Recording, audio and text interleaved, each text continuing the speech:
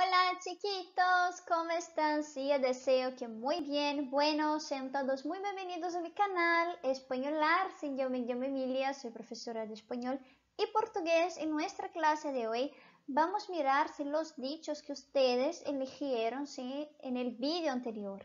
Muchas gracias por todos que hicieron esta tarea muy importante, sí, y muchas gracias por sus comentarios. Bueno, antes de empezarmos a hablar de esos dichos elegidos por ustedes, vamos también a hablar un poquito más sobre estas leyendas del folclore brasileño, ¿sí? Bueno, hoy vamos a hablar de algunas porque son muchas, ¿sí? Entonces va a ser una experiencia muy interesante. Yo espero mucho que ustedes, sí, a ustedes les guste mucho este contenido. Bueno, chiquitos, si tú no eres inscrito, por favor, se inscribe en este canal, sí, ponga su comentario, su gusta, clique en la campana de las notificaciones. Y si tú ya eres inscrito, sí, por favor, no se olvide, no te olvides de compartir este video con tus amigos. Tranquilos, listos, vamos a practicar. Bueno chiquitos, entonces vamos a empezar por las leyendas, estos cuentos sobrenaturales y fantásticos que son muy importantes para el folclore brasileño. Hoy les traigo tres leyendas muy interesantes, ¿sí? Son muchas leyendas, pero estas son las más interesantes para mí. A mí me gusta también mucho la leyenda del Curupira. Voy a intentar traerla para ustedes en la próxima semana, tranquilos. Vamos a mirar entonces. Vamos a empezar por el Saci Pereré. El Saci Pereré es este chico negro que se viste de rojo, ¿sí? Él es un chico que hace muchas bromas con las personas, es un gran juguetón. Y cuando él llega así, siempre viene como un huracán, con vientos muy fuertes, haciendo muchas bromitas.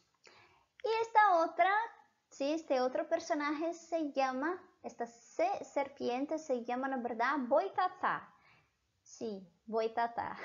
Es una serpiente, pero se llama Boitatá. Boitatá, na verdad, viene de origen guaraní, una lengua indígena brasileña muy importante, ¿sí? Y se llama Boitatá por esta razón. Es una serpiente que tiene fuego en su cuerpo, ¿sí? A veces puede tener más de 2 ojos, ¿sí? Y cuenta la leyenda que quien mira sus ojos se convierte en una piedra, ¿sí? O se queda loco. Bueno, el Boitatá protege la naturaleza de los hombres malos, ¿sí? También los animales. Ahora vamos a hablar de la Yara, porque la Yara es nuestra sirena de agua dulce. Eso es una sirena un poquito diferente de las sirenas europeas que miramos en las historias. Esta sirena es una sirena muy especial para el folclore brasileño porque tiene son historias un poquito diferentes, ¿sí? Son historias indígenas, historias africanas, entonces es muy interesante esta leyenda de la Yara. La Yara era una india, ¿sí? Que estaba se ahogando en un lago y los peces la salvan en una noche de luna llena. Y ella se convierte en una sirena. Este es mi cuento favorito, pero la Yara también significa una imagen de la belleza, ¿sí? Porque a ella le gusta mucho la belleza, es una mujer muy bella. Tranquilos? Buenas, ahora voy a hablar em português, ¿sí? Bom, pessoal, então, para a gente poder começar, vamos explicar uma coisa muito interessante sobre o folclore brasileiro, principalmente sobre essas lendas tão importantes. Cada lenda dessa, ela é contada de formas diferentes. Então, essas histórias que eu acabei de contar aqui para vocês, que eu vou contar em português também, vocês podem ouvi-la de formas diferentes ou até mesmo contadas diferentes, tá? Então, assim, as lendas em cada região do Brasil, elas têm uma representatividade diferente, uma forma de abordar diferente. Onde a gente pode ver muito essas lendas representadas é na escola, né?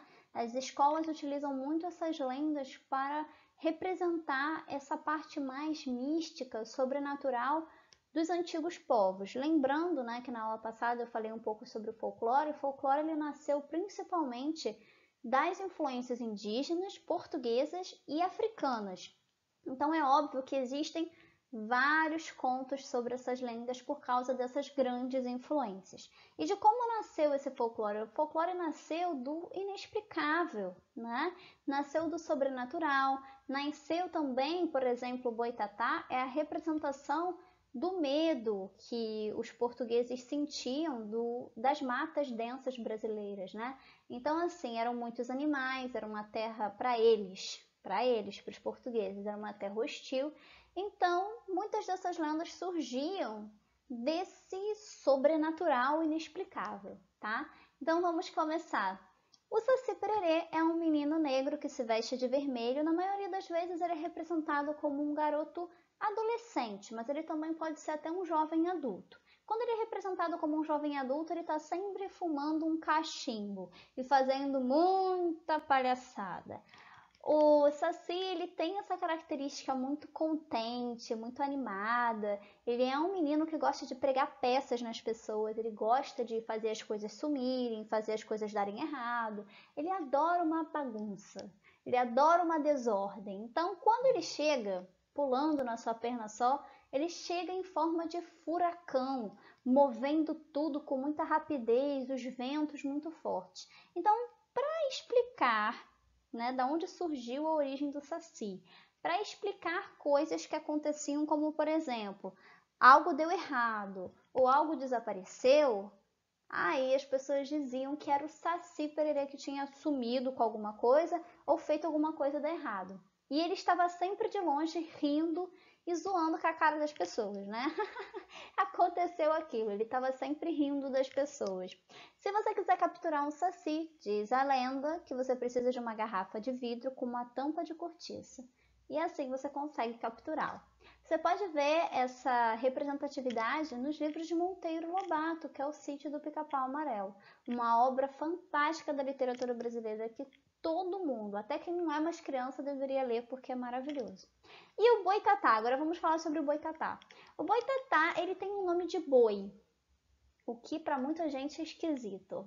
Mas ele é uma cobra, né? A gente chama de cobra, em espanhol a gente chama de serpiente. Bom, essa cobra, ela tem essa representatividade do nome boitatá, que vem da língua tupi-guarani, que é uma língua de origem indígena brasileira. Infelizmente, como várias outras línguas indígenas, nós não temos muito acesso a elas, o que é muito triste porque fazem parte da nossa cultura e seria muito gratificante, muito importante para a nossa identidade cultural termos acesso a essas línguas guaranis, essas línguas indígenas, né? No caso, o tupi-guarani é que a gente mais conhece. As outras línguas indígenas de outras tribos do Brasil, a gente não tem muito acesso. Mas seria muito importante a gente ter, deixo aí a dica, né? Que seria muito importante mesmo. Vamos lá então. O boitatá é como se fosse uma cobra que o seu corpo é coberto pelo fogo. Ele é uma cobra de fogo. Algumas lendas contam que ele tem mais de 2 olhos. Mas eu trouxe aqui uma foto com apenas 2 olhos, tá? Mas ele pode ter mais de 2 olhos. Conta-se também que aquelas pessoas que olham para ele se tornam pedra ou ficam loucos. O boitatá, ele é a representatividade do guardião das matas, assim como o curupira também. O boitatá, ele protege a natureza, né, dos ladrões, dos homens maus que destroem a mata, que roubam os animais, tá bom? E a Yara é a minha história favorita, é a minha história preferida, a minha lenda preferida, porque a Yara, ela tem vários mistérios rondando essa história, né? Você pode ver histórias com influências africanas ou com influências indígenas. Eu gosto muito da influência indígena que diz que a Yara era uma índia e que ela estava se afogando num lago, né, de água doce numa noite de lua cheia. E os peixes a salvaram e ela acabou virando uma sereia.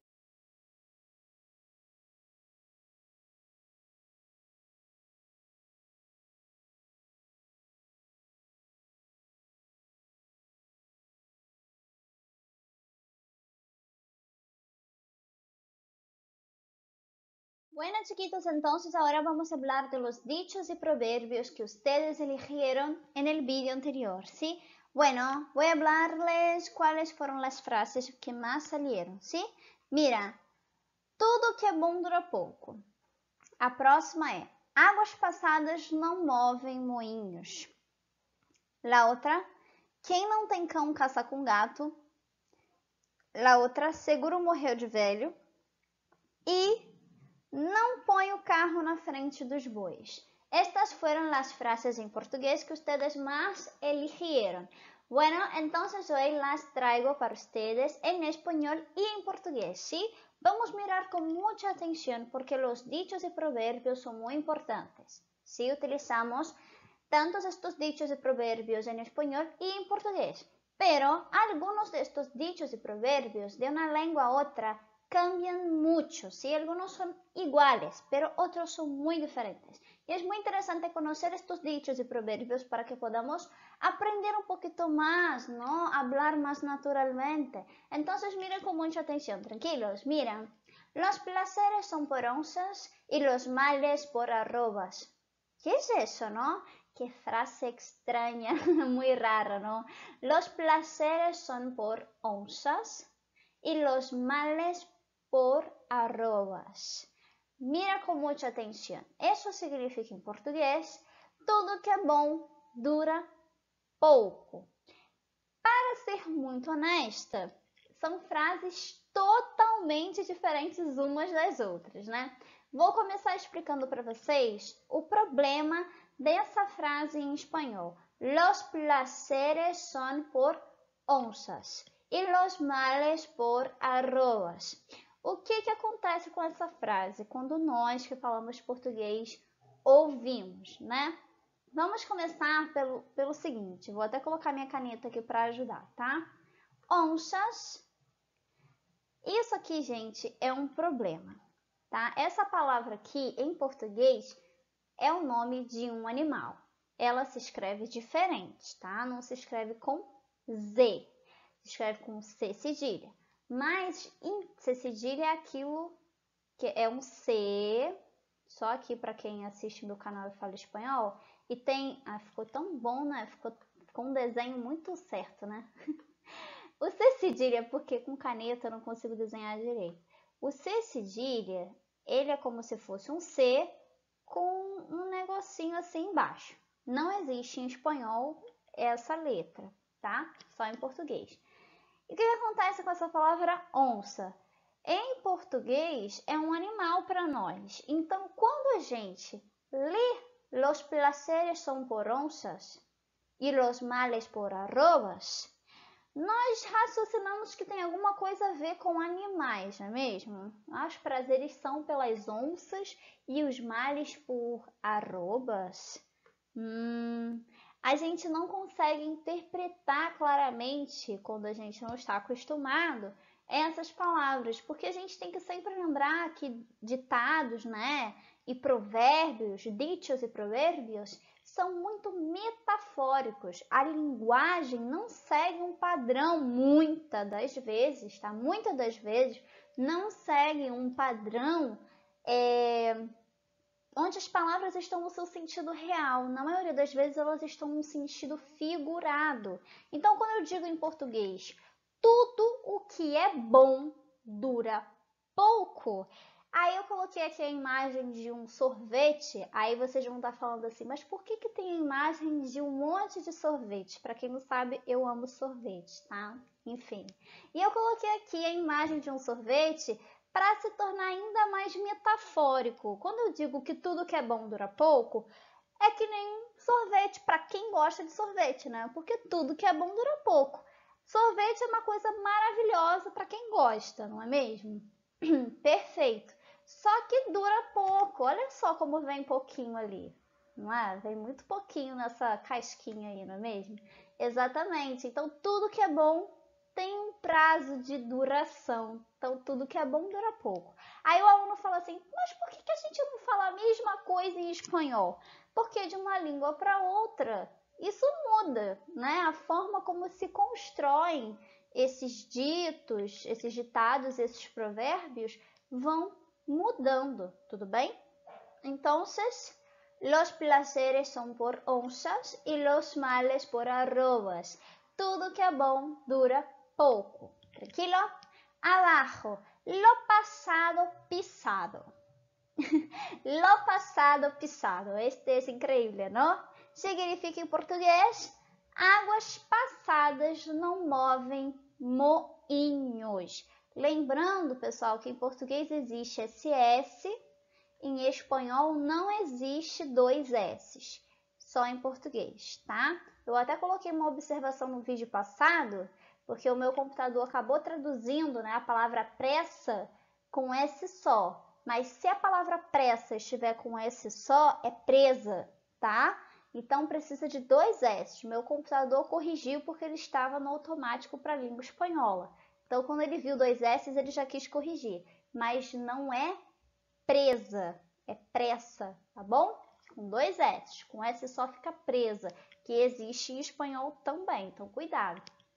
Lo pasado pisado. Vamos regresar, não vamos mirar esta frase. Lo pasado pisado. Águas passadas não movem moinhos. Então, vamos, antes de qualquer coisa, analisar as metáforas nesses ditados, nesses dichos, nestes provérbios, não? Águas passadas não movem moinhos. O que eu quero dizer com isso exatamente? Eu quero dizer, na verdade, que o passado, né? Aquilo que já foi, aquilo que já se encerrou, aquilo que tá lá, né? Não tá aqui. Não podem mover moinhos. E que se a gente continuar preso ao passado, a gente não consegue caminhar, não é mesmo? É igualzinho. Em português, a gente tem um outro ditado muito parecido com esse. Existe esse, né? Águas passadas não movem moinhos, mas também existe outro parecido. Água parada não move moinhos. Por quê? Águas passadas não movem moinhos, água parada não move moinhos. O que a gente quer dizer com água parada? Água parada é que se a gente não se mexer, se a gente não caminhar, não existe progresso, não existe continuidade, não existe o depois. Então só existirá um futuro, um amanhã, se existir um presente. Muito importante, né? Já que a gente vive tanto no futuro atualmente, que ainda nem existe, só existirá se existir um presente, vamos acordar e ficar mais no presente, né? Exatamente. Se águas passadas não movem moinhos, um futuro só existe se houver um presente. Fica a dica aí. Então, a gente precisa analisar lo passado pisado, não? A gente não consegue, quando a gente escuta, é até bonitinho, né? Lo passado pisado. Quando a gente escuta é até bonito, mas muitas das vezes a gente não consegue traduzir como águas passadas não movem moinhos, porque a gente não consegue interpretar muito bem, tá? É por isso que quando a gente está aprendendo um novo idioma, a gente tem que estar sempre conectado com vários tipos de conteúdos diferentes, porque se a gente só fica naquilo, como se saluda em espanhol, como se pergunta quanto cuesta isso, como hago una pregunta, por ejemplo, ¿dónde se queda la farmacia? ¿Dónde queda la farmacia? Sí. ¿Dónde está la farmacia? ¿Dónde queda la farmacia? ¿Sí?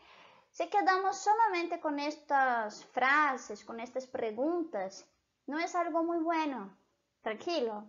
Se a gente sempre fica com frases feitas, porque quando a gente está aprendendo um idioma, quando a gente vai para um curso de idioma, acontece muito isso, né? A gente já tem blocos feitos, né? Situações montadas. A gente aprende muito com isso. Claro que a gente aprende bastante com isso. A gente aprende o básico, depois a gente vai avançando. Só que se a gente não tiver um conteúdo assim, mais natural, mais do dia a dia, a gente acaba ficando muito preso naquilo. A gente só sabe falar o que está ali. A gente não sabe interpretar outras situações. Lo passado pisado. Se hablo isso contigo, tu vas a decir para mim? Eu não sei. Tu conheces esta palavra, lo passado pisado? A gente tem que aprender a interpretar e não somente a falar. Falar. Não. Tem que interpretar. Em português, a gente também faz isso. Só que a gente não percebe porque a gente já aprendeu essa língua, que é a nossa língua materna, há muitos anos. Então, quando a gente fala qualquer coisa, a gente já passa por um processo mental tão grande que a gente nem para pensar e falar assim, caramba, eu interpreto também, né? Eu faço todo esse processo mental com a língua portuguesa. A gente faz, só que a gente não para perceber. A gente só percebe esse processo mental quando a gente aprende um idioma novo, porque é uma coisa nova, entendeu? Por isso que é bom aprender coisas novas. Quando a gente aprende a tocar um instrumento musical, por exemplo, um piano, um violão, quando a gente aprende uma dança, quando a gente aprende a desenhar, a pintar, um exercício físico, a gente está movimentando a cabeça da gente. Isso é muito bom, tá bom? Isso é muito produtivo. Então, vamos seguir. Bueno, no empieces la casa por el tejado. Este es mi preferido, sí, me gusta mucho. Mira, em português, não põe o carro na frente dos bois. Só para colocar uma informação aqui, quando a gente fala carro, é muito curioso essa palavra, porque na verdade, em português, a gente escuta muito as pessoas dizerem assim: não ponha a carroça na frente dos burros, tá? Então, olha só, essa frase aqui, não põe o carro na frente dos bois, existe, tá? Existe. Mas em um ditado, um dito mais popular, que as pessoas, vocês vão ouvir mais as pessoas dizerem na rua, né? As pessoas vão falar sempre assim: não ponha a carroça na frente dos bois ou na frente dos burros, tá? As pessoas vão falar carroça, porque em português a gente sempre fala assim. Aqui eu trouxe até essa imagem para exemplificar melhor. Isso que a gente vê aqui, ó, em amarelo, tá? Isso aqui que a gente está vendo, isso não é um carro para nós, tá? Um carro para nós é um automóvel, tá bom?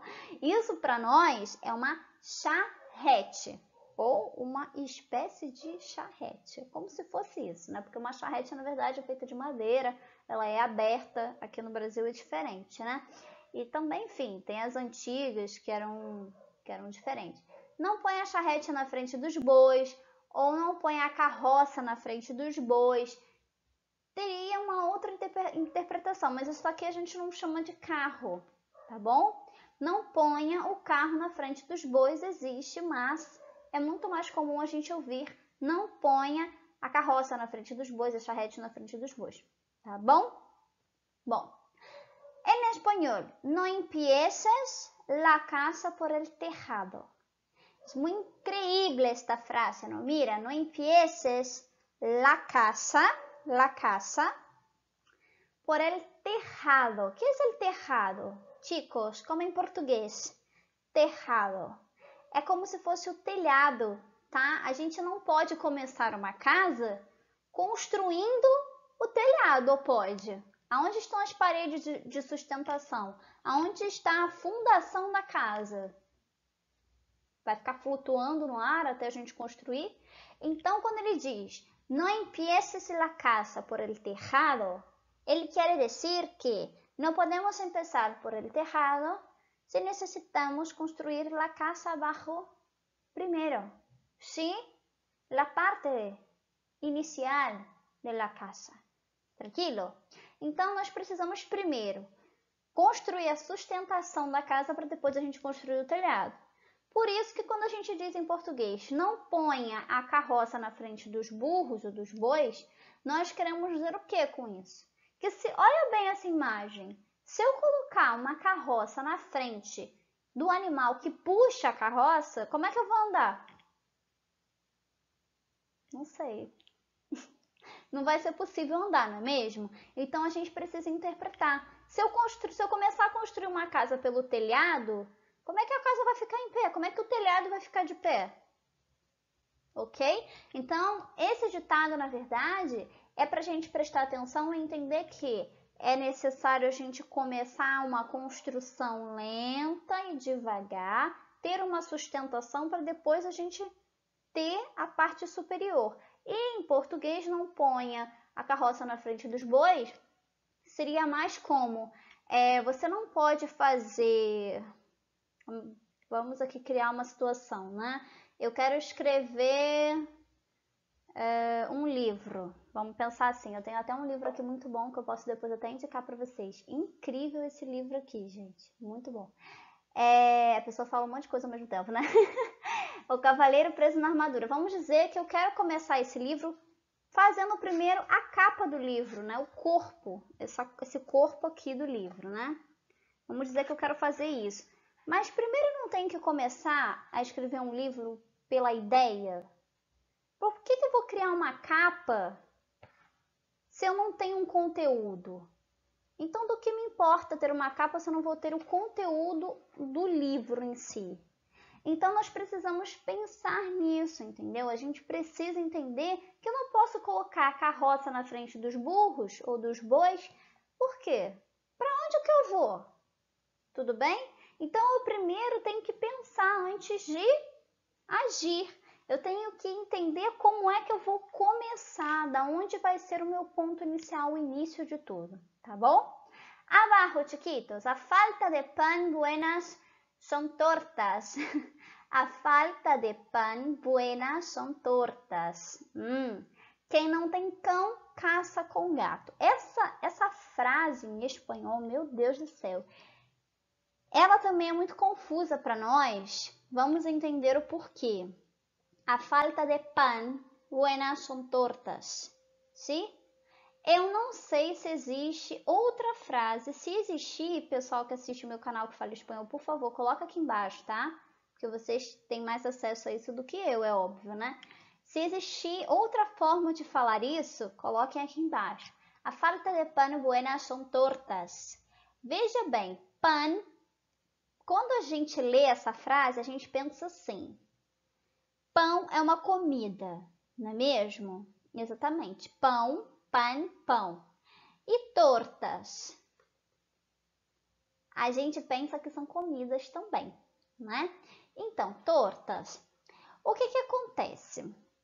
É muito difícil para a gente imaginar isso naquele contexto da língua portuguesa. Quem não tem cão, caça com gato. Mas para que a gente consiga entender um pouco melhor isso em espanhol, vamos entender em português o que é isso? Quem não tem cão, caça com gato. Para a gente começar a entender, a palavra caça, tá? Caça é uma palavra que nos remete a caçar mesmo, né? Quem não tem cão, caça com gato. Vamos entender que antigamente as pessoas caçavam com o quê? Com gatos ou cachorros? Com cachorros, né? O cachorro era um animal utilizado na caça de outros animais, enfim. E quando a gente diz quem não tem cão caça com gato, a gente tem que entender que, na verdade, eu quero dizer que se eu não tenho um animal propício para caçar, eu preciso de outro, e o gato vai ter que me servir. Atualmente, a gente tem que entender, depois dessa aula de história sobre a palavra caçar, vamos entender que quando a gente diz quem não tem cão caça com gato, não tem nada a ver com caçar exatamente. Tem a ver que eu preciso realizar uma atividade, né? E eu precisava de um determinado objeto, tá? E eu não tenho esse objeto que seria o essencial para que eu pudesse fazer essa atividade. O que eu faço? Eu vou ter que me contentar com aquele outro objeto que eu tenho, que não é o ideal, mas me serve. Ok? É como se, por exemplo, eu tivesse que fazer um bolo. E atualmente muitas pessoas utilizam a batedeira, que a gente chama de batedeira, né, para fazer bolo, como uma máquina de fazer bolo. E vamos dizer que você não tem essa batedeira, mas você tem uma colher e você pode bater à mão esse bolo. Vai ser muito difícil, não vai ser? Mas você tem uma forma de fazer isso, não é? Então, quem não tem cão, caça com gato. O melhor seria ter uma batedeira, o melhor seria ter um cão. Mas como eu não tenho, eu só tenho uma colher, que no caso seria o gato, eu uso a colher e bato o bolo na mão.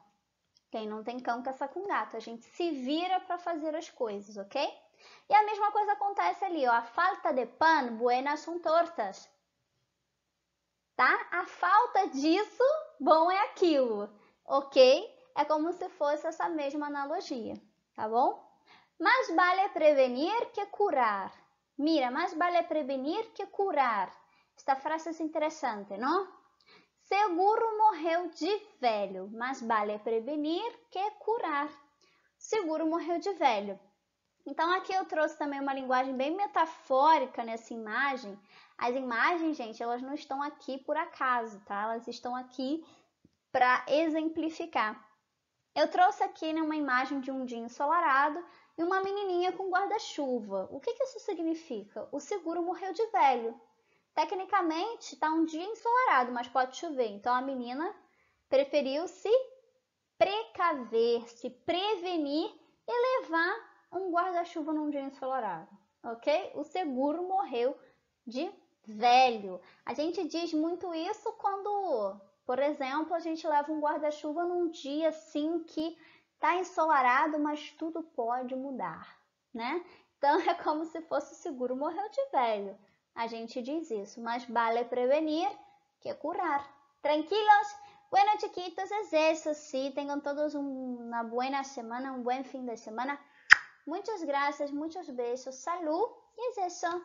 Bueno, hasta luego, chiquitos. Chao.